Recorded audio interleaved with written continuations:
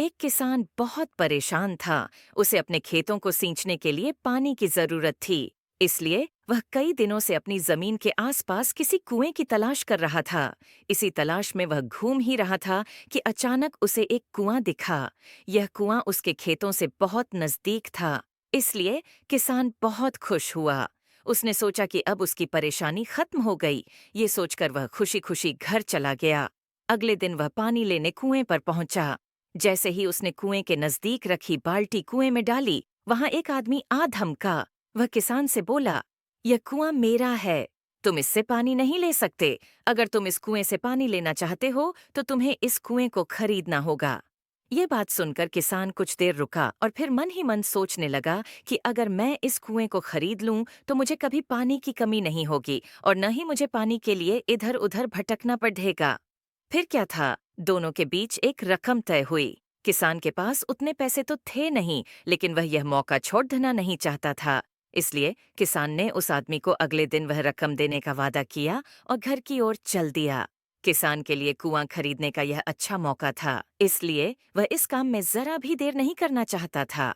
घर पहुंचते ही उसने अपने करीबियों और दोस्तों से इस बारे में बात की और कुएं के लिए तय हुई रकम का इंतजाम करने में जुट गया।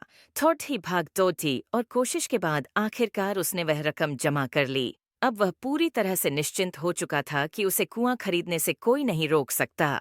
जमा हुए पैसों को लेकर वह फिर घर चल दिया। उसे बड़ी बेसब्री से इंतजार था कि कब रात खत्म होगी और वह कुआं खरीदने जाएगा। इसी सोच में वह पूरी रात सो नहीं सका। अगले दिन सुबह होते ही वह कुआं खरीदने निकल पड़ा। उस आदमी के घर पहुंच किसान ने उसके हाथ पर पैसे रखे और कुएं को खरीद लिया। अब तो कुआं किसान का हो गया था, तो फिर उसने पानी निकालने में देर नहीं की। जैसे ही किसान ने कुएं से पानी निकालने के लिए बाल्टी उठाई, उस आदमी ने फिर बोला, ठहरो, तुम इस कुएं से पानी नहीं निकाल सकते हो। मैंने तुम्हें कुआं बेचा है, कुएं का पानी अभी भी मेरा है। किसान मायूस हो गया और न्याय के लिए राजा के दरबार में शिकायत करने पहुंच गया। मालूम है उस राजा का नाम क्या था? राजा अकबर। राजा अकबर ने उस किसान की पूरी कहानी सुनी और फिर उस आदमी को दरबार में बुलाया जिसने वह कुआं बेचा था। राजा का फरमान सुनते ही वह आदमी भागा भागा दरबार में हाजिर हो गया। राजा ने उससे पूछा, जब तुमने इस किसान को अपना कुआं बेच दिया तो फिर इसे पानी क्यों नहीं लेने दे रहे हो? आदमी बोला, महाराज, मैंने इसे केवल कुआं बेचा था, पानी नहीं। यह बात सुनकर राजा भी सोच में पड्डी एच गए। उन्होंने कहा कि बात तो यह पते की कह रहा है, कुआं बेचा है, पानी तो नहीं। काफी देर सोचने के बाद जब इस समस्या को सुलझाने में वह नाकाम हो गए तो उन्होंने बीरबल को बुलाया। बीरबल बहुत ही बुद्धिमान था, इसलिए राजा अकबर किसी भी मामले पर फैसला लेने से पहले उसकी राय जरूर लेते थे। बीरबल ने एक बार फिर दोनों से उनकी समस्या पूछी। पूरी बात जानने के बाद बीरबल ने उस आदमी से कहा, ठीक है, तुमने कुआं बेचा, पानी नहीं, फिर तुम्हारा पानी किसान के कुएं में क्या कर रहा है? कुआं तुम्हारा नहीं है, फौरन अपने पानी को कुएं से बाहर निकालो। बीरबल का इतना कहते ही उस आदमी को समझ आ गया कि अब उसकी चालाकी किसी काम नहीं आने वाली।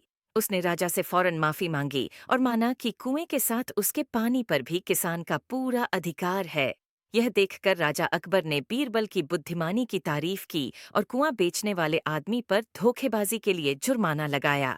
कहानी से सीख, किसान और कुएं की कहानी से पता चलता है कि अपने आप को दूसरे से अधिक चालाक नहीं समझना चाहिए। साथ ही धोखा देने की आदत से भी दूर रहना चाहिए, क्योंकि कोई ऐसा भी हो सकता है जो आपसे भी अधिक बुद्धि का इस्तेमाल करना जानता हो। ऐसे में आपका धोखा पकड़ जाएगा और आपको अपने किए का भुगतान करना होगा, जैसे इस कहानी के अंत में कुआं बेचने वाले आदमी को करना पड़ा।